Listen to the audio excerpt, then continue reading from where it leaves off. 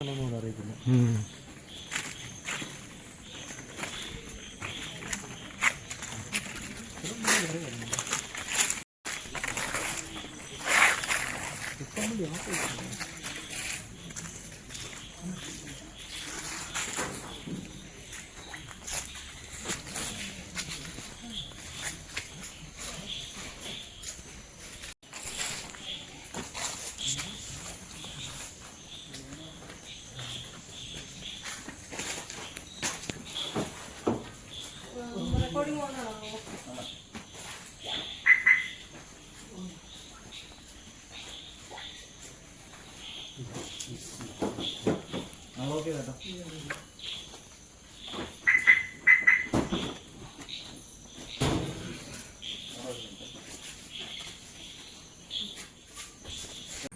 കൂട്ടുകാരെ നമസ്കാരം. നമ്മൾ തട്ടിപ്പുകൾ പലവിധം കണ്ടിട്ടുണ്ട്. പക്ഷേ ഒരു തട്ടിപ്പുകാരനെ പോലീസ് പിടിച്ചുകൊണ്ട് നമ്മുടെ പുതുപ്പള്ളി വരികയും അദ്ദേഹത്തിന്റെ വീട് റെയ്ഡ് ചെയ്തപ്പോൾ കണ്ട കാഴ്ചകൾ ഞാൻ തന്നെ ഞെട്ടിപ്പോയി.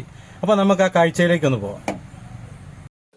ഇന്നലെ വൈകിട്ട് 8 മണിയോടുകൂടിയാണ് ചിങ്ങവനം പോലീസ് റബ്ബർ ബോർഡ് ഓഫീസിന് സമീപമുള്ള മൂലേപ്പറമ്പുകാരുടെ വാടകയ്ക്ക് കൊടുത്തിരിക്കുന്ന വീട്ടിലേക്ക് പോലീസ് സംഘം എത്തുന്നത്. എന്നാൽ പിന്നെ നിമിഷ നേരം കൊണ്ട് നാട്ടുകാരെല്ലാം ഇവിടെ കൂടി. അപ്പോൾ ഇവിടെ എന്തോ സംഭവമുണ്ട് എന്ന് മനസ്സിലാക്കി ഒരുപാട് ആൾക്കാർ എന്നെ വിളിച്ചു. ഇവിടെ പോലീസൊക്കെ വന്നിട്ടുണ്ട്, ഒരു വീട്ടിൽ അതുപോലെ ആൾക്കൂട്ടമുണ്ടെന്ന് പറഞ്ഞു. അങ്ങനെയാണ് ഞാൻ ഇവിടെ ചെല്ലുന്നത്. ചെന്നപ്പം കണ്ട കാഴ്ച എന്ന് പറയുന്നത് മാന്നാർ സ്വദേശിയായ പ്രകാശ്, അദ്ദേഹത്തിന്റെ വീട്ടുപേര് തുണ്ടിത്തറയിൽ നിന്നാണ്. ഇതാണ് പ്രകാശ്. ഇദ്ദേഹമാണ് ഇവിടെ വാടകയ്ക്ക് താമസിക്കുന്നത്. ഏകദേശം 2 മാസമായിട്ട് ഇവിടെ വാടകയ്ക്ക് താമസിക്കുകയാണ്. ഇദ്ദേഹത്തെ പറ്റി പുതുപ്പള്ളിക്കാർക്ക് വ്യക്തമായിട്ടുള്ള വിവരങ്ങളൊന്നുമില്ല. അപ്പൊ ഞാൻ ഇവിടെയുള്ള നാട്ടുകാരോടെല്ലാം ഇതിന്റെ കാര്യങ്ങൾ തിരക്കിയപ്പോൾ ഇവിടെ റെയ്ഡ് നടക്കുകയാണ്. ഇദ്ദേഹം ഒരുപാട് തട്ടിപ്പ് നടത്തിയ ആളാണ്, അതുകൊണ്ടാണ് ചിങ്ങവനം പോലീസ് ഇവിടെ വന്നിരിക്കുന്നതെന്ന് പറഞ്ഞു. അങ്ങനെ അദ്ദേഹത്തിന്റെ കാറ് വീടിന്റെ പുറകുവശത്താണ് കിടക്കുന്നത്. അദ്ദേഹത്തിന്റെ കാർ ഡ്രൈവറും ഉണ്ട്, ഡ്രൈവറും ഈ വീട്ടിൽ തന്നെ ഉണ്ട്. കാറ് ഒരു ആപ്പ ഓട്ടോറിക്ഷ, ഒരു ബൈക്കാണ് പുറകിലിരിക്കുന്നത്. അപ്പൊ കാറ് പരിശോധന നടത്തിക്കൊണ്ടിരിക്കുകയാണ്. വീട് മുഴുവൻ പോലീസ് അരിച്ചു പിറക്കിക്കൊണ്ടിരിക്കുന്ന സമയത്താണ് ഞാൻ അവിടെ ചെല്ലുന്നത്. അപ്പം നാട്ടുകാരുടെ സാന്നിധ്യത്തിലും സാക്ഷികളൊക്കെ വേണം ഇതിന്. അതുകൂടാതെ ഈ വാർഡ് പുതുപ്പള്ളി ഗ്രാമപഞ്ചായത്തിന്റെ 1ാം വാർഡാണ്. ഈ വാർഡിലെ മെമ്പർ ഗീതമ്മയാണ്. റബ്ബർ ബോർഡ് വാർഡ് എന്നാണ് അറിയപ്പെടുന്നത്. ഞാൻ മെമ്പറോട് കാര്യങ്ങൾ തിരക്കിയപ്പോൾ മെമ്പറും പറഞ്ഞത് എന്തോ തട്ടിപ്പ് നടത്തിയിട്ട് പോലീസ് വീട് പരിശോധിക്കാന്നാണ് പറഞ്ഞത്. അല്ലാതെ കൂടുതൽ വിവരങ്ങൾ മെമ്പർക്കും മനസ്സിലായില്ല. അപ്പം ഞാൻ പോലീസ് ഓഫീസർ ഉണ്ടായിരുന്നു, അവരോട് ഈ കാര്യം ചോദിച്ചപ്പോഴത്തേന് അവർ റെയ്ഡിന്റെ തിരക്കിലാണ്, കുറച്ച് കഴിയുമ്പോൾ ഞങ്ങൾ കാര്യങ്ങൾ വിശദമായിട്ട് പറയാമെന്ന് പറഞ്ഞു. അങ്ങനെ റെയ്ഡ് തുടർന്നുകൊണ്ടിരിക്കുകയാണ്. കാറിനുള്ളിൽ നിന്നും ഒരു ബാഗ് കിട്ടി. അതുകൂടാതെ വീടിന്റെ പല ഭാഗത്തു നിന്ന് ഏകദേശം 150-150ഓളം പാസ്ബുക്കുകള്, ചെക്ക് ബുക്കുകള്, അതുപോലെ 150-150ഓളം ATM കാർഡുകള്, അതുപോലെ ഒരുപാട് വാഹനത്തിന്റെ RC ബുക്കുകള്, 10-25 സിം കാർഡുകള്, ഒരുപാട് മുദ്രപത്രങ്ങളുടെ ഒരു കെട്ട് തന്നെയാണ് ഈ വീട്ടിൽ നിന്ന് കിട്ടിയത്. ഏറെക്കുറെ 1-2 മണിക്കൂർ കൊണ്ട് തീരുവെന്ന് കരുതി നിന്നതാണ്. പക്ഷെ ഓരോ മുറി പരിശോധിക്കുമ്പോഴും ഓരോ കെട്ടുകളാണ് കിട്ടിക്കൊണ്ടിരിക്കുന്നത്. അങ്ങനെ വന്നപ്പോഴത്തേന് ഇത് വിളക്കാപ്പുറമായാലും ഈ റെയ്ഡ് തീരത്തില്ലെന്ന് മനസ്സിലായി. അതുപോലെ സാധനങ്ങളാണ് പല മുറിയിൽ നിന്നും കിട്ടിക്കൊണ്ടിരിക്കുന്നത്. ഇദ്ദേഹം കൈവെക്കാത്ത ഒരു മേഖലയില്ല. ഏറ്റവും കൂടുതൽ വസ്തു ഇടപാടുകളാണ് നടത്തിക്കൊണ്ടിരുന്നത്. അതും കോടികളുടെ കണക്കുകളാണ് പറയുന്നത്. 50 കോടി 100 കോടിയുടെ കണക്കാണ് പലയിടത്തും പറഞ്ഞിരിക്കുന്നത്. ഇത് കണ്ട മുദ്രപത്രങ്ങളൊക്കെ ഒരുപാട് കെട്ടുകണക്കിനായിട്ടാണ് പല ഒപ്പിട്ട് മേടിച്ച് വെച്ചിരിക്കുന്നതും. പല ആധാരങ്ങള്, ഒരുപാട് വസ്തു ഇടപാടുകൾ ഇദ്ദേഹം നടത്തിയിട്ടുണ്ട്. വീട് മുഴുവൻ പരിശോധന കഴിഞ്ഞിട്ടാണ് സ്റ്റോർ റൂമിൽ ചെന്നത്. ഇതാണ് സ്റ്റോർ റൂം. ഇവിടുന്നാണ് കൂടുതൽ മുദ്രപത്രങ്ങളും കെട്ടുകണക്കിന് രേഖകളുടെ റെക്കോർഡൊക്കെ കിട്ടുന്നത്. ഇദ്ദേഹത്തെ ശരിക്കും നിങ്ങളൊന്ന് കണ്ടോളുക. കണ്ടില്ലെങ്കിൽ നിങ്ങൾക്ക് വലിയൊരു നഷ്ടമായിരിക്കും. കാരണം ഇദ്ദേഹം കേരളം മുഴുവൻ തട്ടിപ്പ് നടത്തിയിട്ടുണ്ടെന്നുള്ളതാണ് മനസ്സിലായിരിക്കുന്നത്. ഏകദേശം 10 വർഷത്തോളം ആയി ഇദ്ദേഹം ഈ പരിപാടി തുടങ്ങിയിട്ട്. കേരളത്തിൻ്റെ വിവിധ സ്ഥലങ്ങളിൽ കുമരകം അതുപോലെ മിക്ക സ്ഥലങ്ങളിലും വസ്തു ഇടപാടുകളാണ് കൂടുതൽ നടത്തിയിരിക്കുന്നത്. വസ്തു മറിച്ചു വിൽപ്പനയാണ് ഇവരുടെ മെയിൻ പരിപാടി. അഡ്വാൻസ് കൊടുക്കുക, മറിച്ചു വിൽക്കുക, അങ്ങനെ പറഞ്ഞ് പല പല എഗ്രിമെൻ്റ് ഉണ്ടാക്കി ലക്ഷങ്ങളാണ് തട്ടിച്ചിരിക്കുന്നത്. ഇദ്ദേഹത്തെ പിടികൂടാൻ കാരണം എന്ന് പറഞ്ഞാൽ ഇന്നലെ നാട്ടകത്തുണ്ടായ ഒരു സംഭവമാണ്. നാട്ടകത്ത് രജിസ്റ്റർ ഓഫീസുമായിട്ട് ബന്ധപ്പെട്ട ഒരു വസ്തു ഇടപാട് കേസുകെട്ടിൽ ഇദ്ദേഹത്തെ അവിടെ തടഞ്ഞു വെക്കുകയായിരുന്നു. തടഞ്ഞു വെച്ചിട്ട് അവിടുത്തുകാർ ചിങ്ങവനം പോലീസിൽ അറിയിക്കുകയും അവിടെ വന്നാണ് ഇദ്ദേഹത്തെ പിടികൂടുന്നതും. വീട്ടിൽ വന്ന് പരിശോധനകളിൽ കണ്ടെടുത്ത സാധനങ്ങളെല്ലാം ഒരുപാടുണ്ട്, പണവുമുണ്ട്. ഏറെക്കുറെ 1,70,000 രൂപയോളം ക്യാഷായിട്ട് തന്നെ വീട്ടിൽ നിന്ന് കണ്ടെടുത്തിട്ടുണ്ട്. ഇദ്ദേഹം 2 പ്രാവശ്യം വിവാഹം കഴിച്ചാണ്. ആദ്യത്തെ ബന്ധം ഡിവോഴ്സായാണ്. അതിലൊരു പെൺകുട്ടിയുണ്ട്, അതിന് 10-21 വയസ്സുണ്ട്. രണ്ടാമത്തെ വിവാഹത്തിൽ ഒരു കുട്ടിയുണ്ട്, അതിലും ഏറെക്കുറെ 10-20 വയസ്സുള്ള ഒരു പെൺകുട്ടിയുണ്ട്. കൂടെ പ്രായമുള്ള അമ്മയുണ്ട്.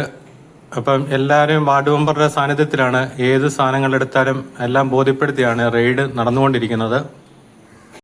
10ാം ക്ലാസ് വരെ മാത്രം വിദ്യാഭ്യാസ യോഗ്യതയുള്ള ഇയാള് ഇടപെടാത്ത മേഖലകളില്ല. സിനിമാ ഫീൽഡ് വരെ ഉണ്ട്. ഒരുപാട് പടത്തിൻ്റെയൊക്കെ നിർമ്മാണോ സംവിധാനമോ ഏതെല്ലാം മേഖലയുണ്ടോ ആ മേഖലയിലെല്ലാം ഇദ്ദേഹം തട്ടിപ്പ് നടത്തിയിട്ടുണ്ട്. അതിൻ്റെ വിവരങ്ങളൊന്നും വ്യക്തമായിട്ട് അറിയാൻ സാധിച്ചിട്ടില്ല. ഇതിനിയും വരും ദിവസങ്ങളിൽ ഇതിൻ്റെ പരിശോധനകളെല്ലാം പൂർത്തിയായതിനു ശേഷം മാത്രമേ അറിയാൻ സാധിക്കത്തുള്ളൂ. ഈ വീട്ടിൽ വന്നപ്പോൾ മുതലുള്ള ഇവർ തിരിച്ചു പോകുന്നിടം വരെയുള്ള ഫുൾ കാര്യങ്ങൾ റെക്കോർഡാണ്. കാരണം റെയ്ഡിൽ പല പല പ്രശ്നങ്ങളൊക്കെ ഉണ്ടായതുകൊണ്ട് പോലീസ് ഇപ്പം എല്ലാവിധ മുൻകരുതലോടുകൂടിയാണ്. നാട്ടുകാരൊക്കെ ഏറെക്കുറെ പത്തരയോടുകൂടി എല്ലാവരും പിരിഞ്ഞു. ഈ പ്രദേശത്തുള്ള ആൾക്കാർ മുഴുവൻ ഇവിടെ ഉണ്ടായിരുന്നു. അതിൻ്റെ ഇടയ്ക്ക് ഇദ്ദേഹത്തിൻ്റെ വീഡിയോ എടുത്തെന്നും പറഞ്ഞ് പ്രശ്നങ്ങളൊക്കെ ഉണ്ടായി. 3-4 ഫോണ്, ഒരുപാട് സിം കാർഡുകളെ, ഒരുപാട് ATM കാർഡുകളെ. ഇത് കണ്ടോ, ഈ പോലീസ് ഉദ്യോഗസ്ഥൻ എണ്ണുന്നത് മുഴുവൻ ATM കാർഡുകളാണ് ഇദ്ദേഹത്തിൻ്റെ.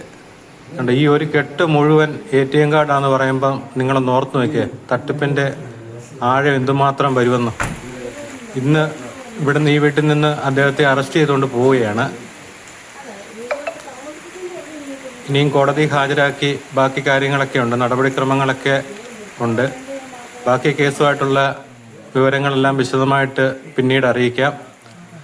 എന്നാൽ നമുക്കിനി നാട്ടകത്തുണ്ടായ സംഭവം കൂടെ കാണാം. നാട്ടകത്ത് അദ്ദേഹത്തെ പിടിച്ചു വെച്ച സംഭവമുണ്ട്.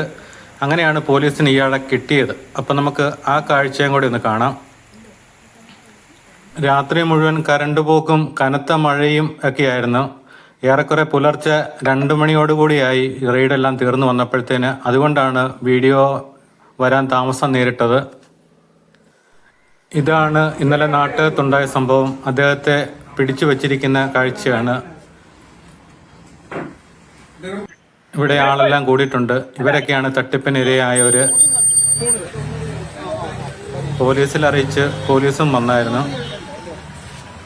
ഇദ്ദേഹം ഏറ്റവും കൂടുതൽ തട്ടിപ്പ് നടത്തിയിരിക്കുന്നത് സ്ഥലക്കച്ചവടത്തിൻ്റെ പേരിലാണ്. കേരളത്തിൽ മിക്ക സ്ഥലങ്ങളിലും ഒരുപാട് കോടിക്കണക്കിന് രൂപയുടെ വസ്തു തട്ടിപ്പുകൾ നടത്തിയിട്ടുണ്ട്. ഈ ആള് ഓരോ ദിവസമായിട്ട് ഇങ്ങനെ വരുന്നുണ്ട് ഇവിടെ, പിന്നെ എഗ്രിമെന്റ് എഴുതണം അങ്ങനൊക്കെ പറഞ്ഞു. അപ്പം നമ്മളാളെ കണ്ട് വിശ്വസിച്ച് കുഴപ്പമില്ല, എഗ്രിമെന്റ് എഴുതുന്നു, നമ്മളാളെ അറിയണ്ടല്ലോ. ഇയാൾ വേറൊരാളുടെ ആധാരം കൊണ്ടുവരുന്നു, അത് എഴുതുന്നു. എന്നിട്ട് ഇയാൾ പറയുന്ന ആ കക്ഷിയുടെ നിന്ന് കാശ് വാങ്ങിച്ചാണ് ഇയാൾ നിലനിർത്തുന്നത്.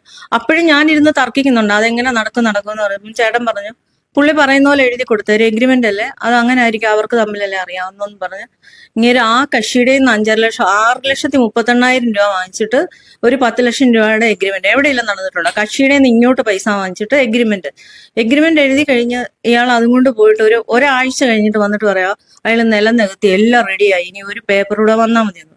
എനിക്ക് ഡൗട്ട് അടിച്ചിട്ട് ഞാൻ വില്ലേജിൽ ചെന്ന് ചോദിച്ചു, ഇങ്ങനെ ഒരു കേസ് പെട്ടെന്ന് വന്നോ സാറേ, അതെങ്ങനെയാ നടക്കുന്നതെന്ന് ചോദിച്ചു. പറഞ്ഞു അങ്ങനെ ഇതുവരെയും വന്നിട്ടില്ലെന്ന് പറഞ്ഞു ഒരു പേപ്പറും. അത് കഴിഞ്ഞ് ഒരു ദിവസം അപ്പറേ വന്നിട്ട് പിന്നെ ഞാൻ DTP ചെയ്യും, എന്നോട് പറഞ്ഞു അത്യാവശ്യമായിട്ട് ഒരു DTP ചെയ്തണം, മറ്റേ നമ്മുടെ നാമ്പടത്തെ പള്ളിയിലെ ആ നോട്ടീസ് ഞാൻ കൃപാസന പ്രാർത്ഥനയില്ലേ അന്തോണീസ് പുള്ളിയാൻ, അത് ഞാൻ 100 പേജ് അടിച്ചു കൊടുത്തു. 300 രൂപയും വാങ്ങിച്ചു. അടിച്ചെല്ലാം കഴിഞ്ഞ് ഫോട്ടോ ഒക്കെ വെച്ചായിരുന്നു എടുക്കണ്ടേ. അതെല്ലാം വാങ്ങിച്ചു കഴിഞ്ഞപ്പം ഞാൻ അവിടുത്തെ ചേച്ചി, എൻ്റെ കൂടെ ഇരിക്കുന്ന ചേച്ചിയുടെ മോന് ബാങ്കിൽ ജോലിയായി HDFC. അപ്പം മോൻ പറഞ്ഞിട്ട് എൻ്റെ മോന് വേണ്ടി എഡ്യൂക്കേഷൻ ലോണിന് ഫെഡറൽ ബാങ്കിൽ പോയായിരുന്നു. അപ്പം ഞാൻ ചേച്ചിയോട് ഇങ്ങനെ പറയാം, ചേച്ചി അവിടെ ചെന്നിട്ട് അവർ ഷുവർട്ടി ഒക്കെ ചോദിക്കുന്നത്, നേരത്തെ എഡ്യൂക്കേഷൻ ലോണിന് ഷുവർട്ടി വേണ്ടായിരുന്നു, ഇപ്പൊ അതൊക്കെ വേണം എന്നും പറഞ്ഞ് അവർ വിട്ടെന്ന് പറഞ്ഞു. അപ്പോഴത്തേക്കും ഇയാൾ പെട്ടെന്ന് കയറി പറയാം, അതെന്തിനാ നിങ്ങൾ അങ്ങനെ ഓടി നടക്കുന്നത്, ഞങ്ങൾക്ക് സ്വന്തമായിട്ട് ബാങ്ക് ഉണ്ട്. അപ്പൊ എന്റെ വിചാരം എന്നാ പ്രൈവറ്റ് ബാങ്കാ, അത് അങ്ങനെ ഉണ്ട്.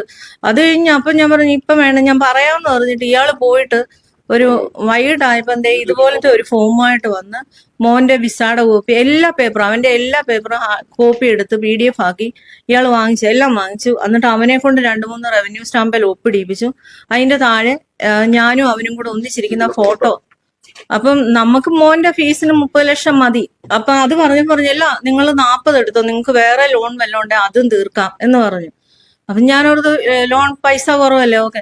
ഇയാൾ പക്ഷെ മുൻപേ 1,60,000 രൂപ ചോദിച്ച് പലിശയാണെന്നും പറഞ്ഞ് അത് വേണം, നമുക്ക് നമ്മുടെ കയ്യിൽ അന്നേരം ഒന്നും ഇല്ല. അപ്പൊ നമ്മൾ പറഞ്ഞു പണയം വെച്ചാ എടുക്കുന്നത്. അപ്പൊ കുഴപ്പമില്ല, നിങ്ങൾ എടുത്തോന്ന് പറഞ്ഞിട്ട് 10 ലക്ഷം രൂപ എന്റെ ചെക്കിൽ നിന്ന് ഞാൻ തരാമെന്ന് പറഞ്ഞിട്ട് ഈ ചെക്ക് 7 ലാഖ് ഉള്ളിന്ന് പറഞ്ഞ് ഈ ചെക്ക് നമ്മൾ കൊടുത്തു. ബാങ്കിൽ ഇയാൾ പറഞ്ഞ ഡേറ്റിൽ കൊണ്ട് കൊടുത്തു. അപ്പൊ മോന് 10-ാം തീയതി കയറിപ്പോയി.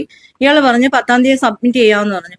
നമ്മൾ കുഞ്ഞിനെ വിശ്വസിപ്പിച്ച് സബ്മിറ്റ് ചെയ്ത് വിട്ട് കഴിഞ്ഞ് ഈ ചെക്ക് ബൗൺസ് ആയി സാറേ എന്ന് നമ്മൾ മര്യാദ വിട്ട് ഒരു അക്ഷരവും പോലും ഈ പുള്ളിയോട് പറഞ്ഞിട്ടില്ല. അപ്പൊ ഇങ്ങനെ പറയുന്നു അത് നിങ്ങൾ എഴുതിയതിന്റെ കുഴപ്പമാണ്. ഞാൻ ചെന്ന് ബാങ്കിൽ ചോദിച്ചപ്പോ അവര് പറയാം, മേഡം അങ്ങനെ കുഴപ്പമുള്ളൊരു സാധനം ഞങ്ങൾ വാങ്ങിച്ചു വെക്കത്തില്ല, അങ്ങേറെ അക്കൗണ്ട് ബ്ലോക്കാന്നുള്ള പേപ്പറും തന്നു. 3,568 രൂപയാണ് ലാസ്റ്റ് അയാളുടെ അക്കൗണ്ടിലുള്ള ആ അക്കൗണ്ടില്. അപ്പൊ പിന്നെ അതിന്റെ ആ ജെനുവിനിറ്റി മനസ്സിലായല്ലോ. പറ്റിക്കപ്പെട്ടു എന്ന് അപ്പോഴും മനസ്സിലാവുന്നില്ല. ഈ പുള്ളി പറയാ, ഇല്ല കുഞ്ഞിനോട് പറ ഞാൻ പൈസ RTGS ചെയ്ത് തരാം. അത് അന്നേരം ഇയാൾ പറയുന്നത് അടുത്ത ദിവസം നമ്മൾ വിളിച്ചു പറയാം, അയാളുടെ ഇവിടെ എന്തോ കുഴപ്പമുണ്ട്, അതിന് സ്കാനിങ്ങിന് പോയേക്കുമായിരുന്നു എന്ന് പറഞ്ഞു. നമ്മൾ പിന്നെ ഈ ആളുടെ രീതി കാണുമ്പോൾ നമ്മൾ വിശ്വാസക്കുറവ് കാണിക്കുന്നില്ല. എന്നാ ഞാൻ നോക്കുമ്പോൾ 4.5 കോടിയുടെ വസ്തു വാങ്ങിച്ചിട്ട് അതിന് എഗ്രിമെന്റ് എഴുതുന്നില്ല. ആ പാവം പിടിച്ചാൻ അവിടുന്ന് 5 ലക്ഷം രൂപ മുടക്കി വരാൻ പറയുന്നു.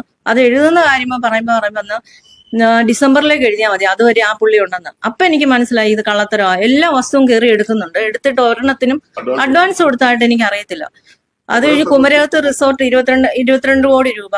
അത് കഴിഞ്ഞ് ഈ 2-3 ദിവസം എന്റെ ഹസ്ബൻഡിന് വന്ന മെസ്സേജുകൾ, പോലീസുകാരെ കള്ളപ്പണം വിട്ടതിന്റെ പേരിൽ പിടിച്ചെന്നോ അങ്ങനെയുള്ള കേസുകൾ, പണത്തിന്റെ പേര് പറ്റിച്ച രീതിയിലുള്ള, ഇവനങ്ങ് സത്യസന്ധനാവുക അങ്ങനെയൊക്കെ പറഞ്ഞിട്ട് ഈ പുള്ളി ഒന്നാമത്തെ കാര്യം ആൾക്കാരെ വരുതിയിലാക്കുന്നത് പിന്നെ ഈ കൃപാസനം ആ ഒരു രീതിയാണ്. നിങ്ങൾക്ക് പലിശ അടയ്ക്കാനായിട്ട് മാർഗം ഉണ്ടോ എന്ന് ബാങ്കുകാർക്ക് അറിയണം. അതിന് 4% പലിശ, കാർഷിക വായ്പ നമ്മൾ പണയം വെക്കുമ്പോഴത്തേന് 4% പലിശ അല്ലേ. അപ്പൊ ഞാൻ ചോദിച്ചു, സാറേ ഇത് 4%-ന് മറ്റുള്ള ബാങ്കുകൾ കംപ്ലൈന്റ് ചെയ്തു, അത് ഞാൻ RBI പോയി ഡയറക്റ്റ് പോയി സാങ്ഷൻ മേടിച്ച് കൊണ്ടുവന്നു പറഞ്ഞു. നേരത്തെ വന്ന് പരിചയപ്പെട്ട പുള്ളിക്ക് കണ്ണിന് അസുഖമായിട്ട് മധുര അരവിന്ദ് വിളിച്ചു പറഞ്ഞ് അവർ ഹെലികോപ്റ്റർ അയച്ച് ഈ ആലപ്പുഴയില് ഒരു ഗ്രൗണ്ടിൽ വന്ന് താന്ന് പുള്ളി അവിടെ കാറിൽ ചെന്ന് ഹെലികോപ്റ്ററിൽ നിന്ന് മധുര അരവിന്ദിൽ പോയി കണ്ണ് ടെസ്റ്റ് ചെയ്ത് തിരിച്ച് അതേ ഹെലികോപ്റ്ററെ കൊണ്ട് തിരിച്ചു വിട്ടു കഴിഞ്ഞ പുള്ളി 1,500 ഏക്കർ ഇവിടെ എടുക്കുന്നു. മൊത്തം 1,500-ന്റെ കണക്കുകളാണ് പറയുന്നത്. ഇത് കുറെ നാളുകളായിട്ട് ഇയാൾ ഇവിടെ ബസ് കച്ചവടം, ബസ് ഇടപാടുകൾ എന്ന് പറഞ്ഞുകൊണ്ട് വരും. എന്നിട്ട് ഇവിടുത്തെ പല ബ്രോക്കർമാരെ എല്ലാം കൂട്ടിക്കൊണ്ട് വലിയ തുകയുള്ള എനിക്ക് വിൽക്കാനുള്ള ഏക്കർ കണക്കിന് ഭൂമികളുടെ ഇടപാടുകളായിട്ടാണ് വരുന്നത്. എന്നിട്ട് അദ്ദേഹം ഇവിടെ ആധാരം എടുത്ത് ഓഫീസിൽ വന്നു. ഇദ്ദേഹത്തിന്റെ ആധാരം എഴുതുന്ന ഇദ്ദേഹത്തിന്റെ മകൻ വിദേശത്താണ് പഠിക്കുന്നത്, യൂറോപ്പിലാണ് പഠിക്കുന്നത്. അദ്ദേഹത്തിന്റെ മകന് വിദ്യാഭ്യാസ ലോണിന്റെ ആവശ്യമുണ്ടെന്ന് ഈ കാര്യം സംസാരിച്ചതിന് അടിസ്ഥാനത്തിൽ സംസാരിച്ചപ്പോഴത്തേന് വിദ്യാഭ്യാസ ലോൺ ഞാൻ റെഡിയാക്കി തരാം, എനിക്കൊരു ബാങ്ക് ഉണ്ട്, എന്റെ പ്രൈവറ്റ് ബാങ്കാണ് എന്ന് പറഞ്ഞുകൊണ്ട് കുറെ പേപ്പറെല്ലാം കൊണ്ടുവന്ന് ഒപ്പിട്ട് കൊടുത്തു. സ്ഥിരമായിട്ട് ഇങ്ങനെ നിരന്തരമായ ഇടപാടുകളിലേക്ക് വന്നതിന് ശേഷം അദ്ദേഹം 1,60,000 രൂപ നിങ്ങൾക്ക് പൈസ ഉണ്ടെന്ന് അറിയിക്കണം, സർവീസ് ചാർജ് ആയിട്ട് 1,60,000 രൂപ മേടിച്ചു. അതിനുശേഷം പല ദിവസം ചോദിക്കുമ്പോഴത്തേൻ്റെ ദിവസങ്ങൾ ഇപ്പം ലാസ്റ്റ് കുട്ടിക്ക് വിദ്യാർത്ഥിക്ക് അവിടെ ഫീസ് അടയ്ക്കാൻ പറ്റാത്ത സാഹചര്യം ഉണ്ടായി, വളരെ ബുദ്ധിമുട്ടുകളുണ്ടായി. ആ സമയത്തും പറയുമ്പോൾ ഇദ്ദേഹം ഹോസ്പിറ്റലാണെന്ന് പറഞ്ഞു. അങ്ങനെ കുറേ ബുദ്ധിമുട്ടുകൾ ഇദ്ദേഹം ഉണ്ടാക്കി. അങ്ങനെ പല വസ്തുക്കളും ഇദ്ദേഹത്തിന് ആധാരമൊക്കെ മേടിച്ചിട്ട് ഇവിടെ കൊണ്ടുവന്ന് നക്കലെഴുതാൻ കൊടുക്കുക, അതിന്റെ പേപ്പറുകൾ റെഡിയാക്കുക, എല്ലാം 5 കോടി 10 കോടി 15 കോടി ഇടപാടുകൾ. എനിക്ക് 60 കോടി രൂപ എൻ്റെ ആസ്തിയുണ്ട്, 100 കോടി ഉണ്ടെന്നൊക്കെ പറഞ്ഞ് സ്ഥിരമായിട്ട് ഇദ്ദേഹം ചെയ്തുകൊണ്ടിരിക്കുന്നത്.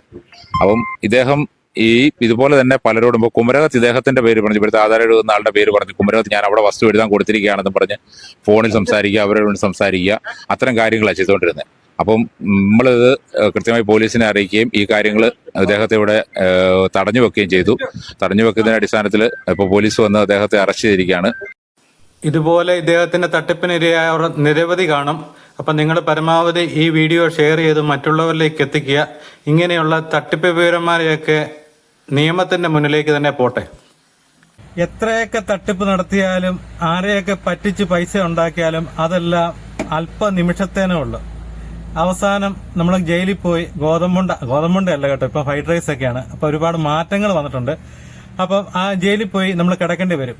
അപ്പൊ ഈ തട്ടിപ്പുകാരെ എന്ത് കാണിച്ചെന്ന് പറഞ്ഞാലും നമ്മുടെ കേരള പോലീസ് മിടുക്കരാണ്. അവർ നിമിഷ നേരം കൊണ്ട് ആളെ പൊക്കുകയൊക്കെ ചെയ്യും. പക്ഷെ പൊക്കി കഴിയുമ്പോഴത്തെ ഒരു കുഴപ്പമെന്ന് പറയുന്നത്, അല്ലെങ്കിൽ ഈ തട്ടിപ്പ് നടത്തിയ ആൾക്കാരും അല്ലെ പൈസ പോയ ആൾക്കാരും ഒക്കെ ആയിട്ട് അങ്ങോട്ടും ഇങ്ങോട്ടും ഒരു കോംപ്രമൈസിലെത്തും. അവർക്ക് പൈസ കിട്ടുമെന്ന് പറയുമ്പോൾ തന്നെ അവർ കേസ് പിൻവലിക്കും. അങ്ങനെ ഇവർ പുഷ്പം പോലെ ജയിലിൽ നിന്ന് വെളി വരും. ജയിലിൽ നിന്ന് വെളി വന്നാലോ വീണ്ടും ഇത് തന്നെ ആവർത്തിച്ചുകൊണ്ടിരിക്കുന്നത്. കട്ട് തിന്നവൻ പിന്നെയും കട്ട് തിന്നുകൊണ്ടിരിക്കും.